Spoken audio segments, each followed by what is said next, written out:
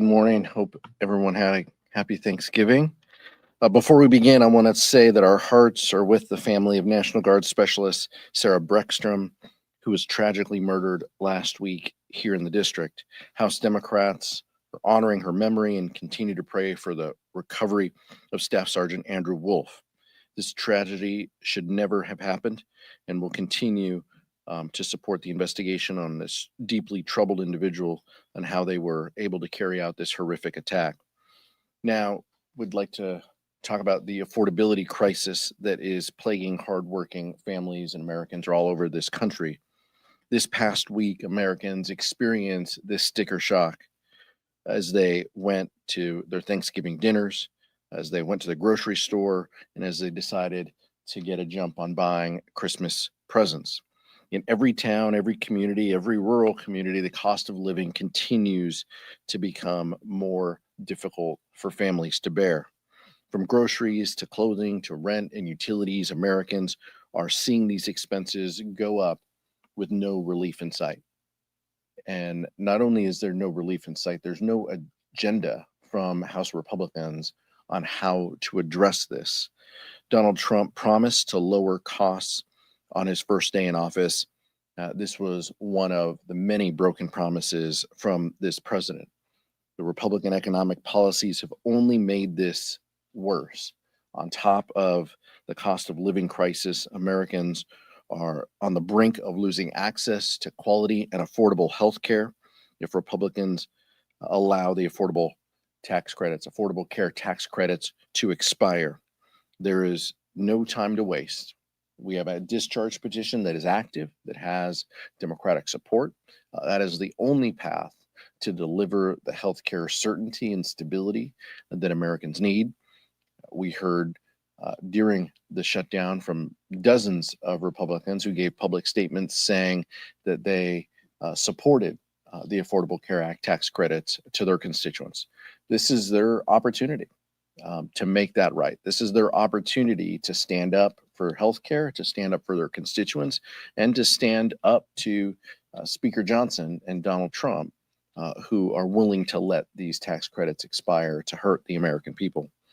Now, this is the only real solution, and Republicans should take it before it's too late. Now I'll turn it over to Vice Chair Ted Lieu.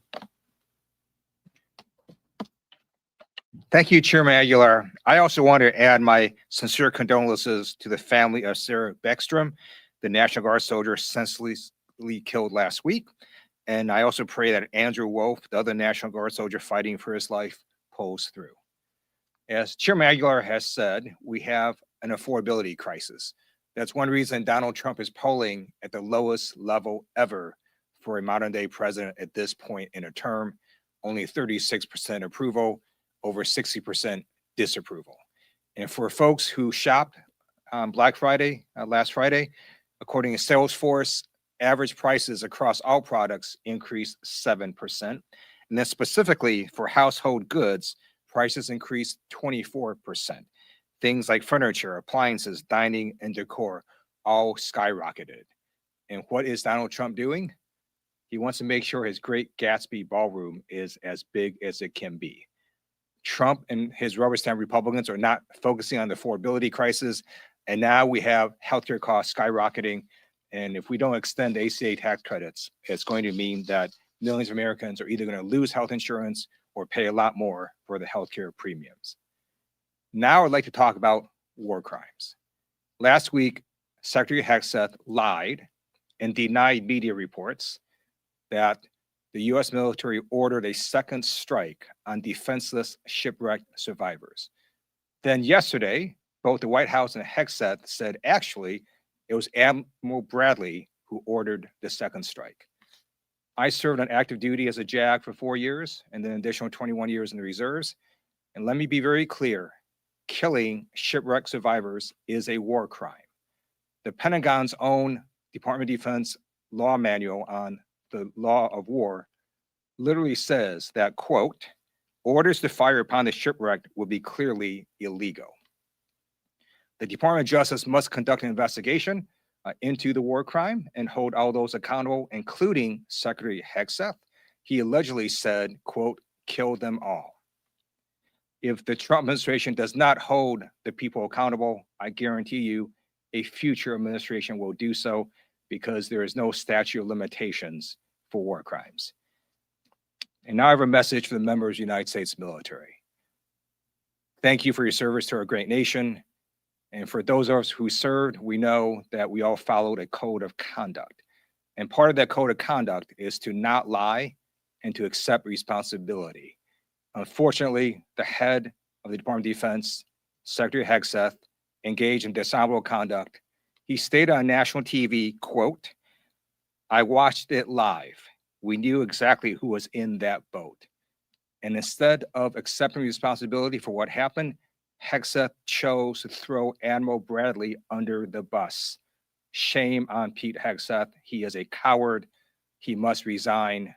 You deserve better. Questions? Michael? You and the vice chair have spoken about affordability this morning. I'm sure message you heard from your constituents when you were back home last week. But the White House, after some of the Black Friday numbers came out, said that the record Black Friday spending is an indication that some of the affordability sirens that you all have sounded are a little bit hyperbolic, or a little bit, kind of overblown. What's your reaction to the White House? Kevin Hackett was on the Sunday show this weekend. What's your message to the White House, who's saying, look at the consumer spending numbers, look at how Americans are continuing to spend money, and that's an indicator that, again, some of what Democrats are saying, is kind of, overblown. People waiting in line to get a deal doesn't necessarily mean we have a soaring and roaring economy. It means people are looking for a deal. And so the only way we truly know what the economy looks like is, look, our members of Congress are out in our districts, we're out in our community, we see it, we talk to our friends and neighbors, and we hear from them the affordability crisis that they're in. We hear direct stories from them on their healthcare premiums doubling, and getting notices, and having to think about whether they're going to go without healthcare for the next year if these premium increases stay. That's what we hear. So, but look, in communities all across the country, people, Black Friday is a tradition to go wait in line and to try to get a deal, to try to get ahead on the Christmas shopping. But Kevin Hassett is in the White House, just continuing to perpetuate lies. If they use one anecdote as a reason to call for a good economy. One of the things that they can do and that they can control, though, is they can produce real data. They can fund the Bureau of Labor Statistics. They can fund agencies that give us good data so we have an understanding of what is happening with the economy. They don't want to do that. Because they know that the tariffs that they've imposed on Americans are crushing people. And they know that those costs are thousands of dollars that people will face this holiday season as a result of Trump's reckless economic policies. I find it really funny Republicans are making that argument about Black Friday setting records. The reason it set records is because prices increased. That's why, because people are paying more and getting less. And that's why you see consumer sentiment surveys that shows that consumer sentiment has been rapidly dropping. Polls after polls show that American people know that affordability is a crisis and they want Trump and Republicans to do something about it instead of focus on stupid things. Yeah, we'll get to Tyler, but just one last point. None of the bills, Michael, it's a fair question. None of what we're saying on the House floor, comes back to addressing, this issue. If Republicans were so confident that the economy is in the right place, that the American people feel good, they talk in their morning meetings about wanting to address the affordability crisis. They have an opportunity every week here to put up meaningful bills that address that. We don't have that this week. We haven't had that in months. And their only solution is to do whatever the president asked them to do. Thanks, Mr. Chairman. A question for both of you, and maybe a little more for Vice Chair Lieu, since you discussed Secretary Hegseth in your opening statement. but is impeachment for the defense secretary, is that something that should be on the table? And would you guys potentially support that right now, especially if the facts regarding this alleged fall on strike on the shipwreck are borne out? Yeah, let's not draw the conclusion before we hear the evidence. I appreciate that both Senate majority and minority members, as well as House Armed Services members, Chairman Rogers and Ranking Member Smith, indicated that they want a full accountability to what's happening in Venezuela, especially with the strike, as the vice chair mentioned. That's where this should start. Look, Republicans are not going to impeach Pete Hegseth. We feel he should resign. The vice chair said that multiple times from this podium. I've said he's the most unqualified Secretary of Defense that we've ever had in this country. So that's how we personally feel. But when it comes to the evidence and the accountability and the oversight, let's go through that process. But members of the military, need to tell the truth, as the vice chair said, and we need a full accounting of what happened on that day with that strike in particular, and whether there were crimes that were committed. I agree with Chairman Aguilar that we need a full accounting to get all the facts first. But we already do know that Secretary Hegseth lied, as did Sean Parnell at the Department of Defense. He also lied. They denied the media reports last week. And then just yesterday, the White House and Hegseth himself confirmed, yeah, a second strike was ordered, and then they threw Admiral Bradley under the bus. That's what happened. There with the PBS NewsHour. When it comes to the expiration of the expanded ACA subsidies, how much are you constrained by what can get 60 votes in the Senate? And are you willing to compromise at all on the Democratic discharge petition in order to get a handful of House Republicans on board that you would need to successfully move the discharge petition? Republicans have said that they want an extension, that they support the Affordable Care Act tax credits. We're giving them an opportunity to do that. That's what this discharge petition is about. As Leader Jeffries has said for months, Democrats will go anywhere and have any discussion with our Republican colleagues about addressing the Affordable Care Act tax credits or the affordability crisis. If Republicans want to have a conversation about solutions, we're all ears. What we're saying is we have a solution. We have a solution with more than 200 supporters. Work with us and let's address this. But right now, the Republican conference is in chaos. They haven't had a healthcare strategy ever. So we're not just going to sit around and wait for them to come up with 1 year, 3-year health savings account, all these things that they don't have consensus among themselves. They're in disarray and disagree with their own leadership on this. And it appears that Donald Trump might even disagree with them. Because before the holiday, he was willing to engage on this reportedly. So what we're saying is, if we have a solution, we have a vehicle, we have an opportunity. Let's take this step, and then we can have conversations about what goes on in the Senate. I'm not a Senate expert, and so we're not pretending to be. We're trying to pass legislation out of this chamber. Open to Congressman Fitzpatrick's framework if the details are released in the next week or so. Look, we're open to solutions that deliver support for the American people. We have a viable solution with 200 supporters plus. If any member of the Republican Party has a solution with 200 supporters, we're willing to have a conversation. Thank you.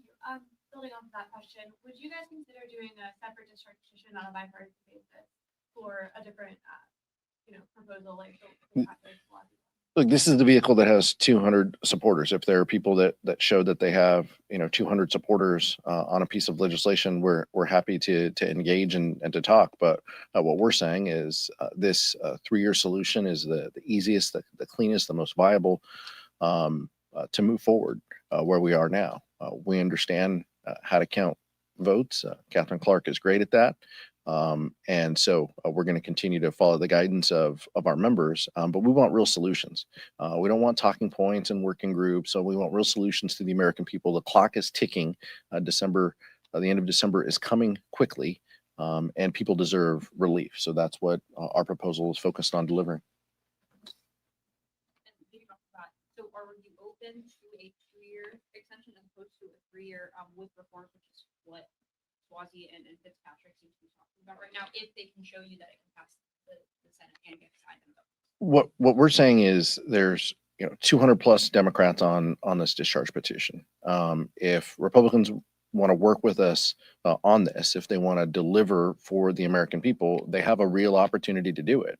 But don't just join a working group and put a press release out to your constituents saying you're willing to engage. Like sign a discharge petition, force a vote.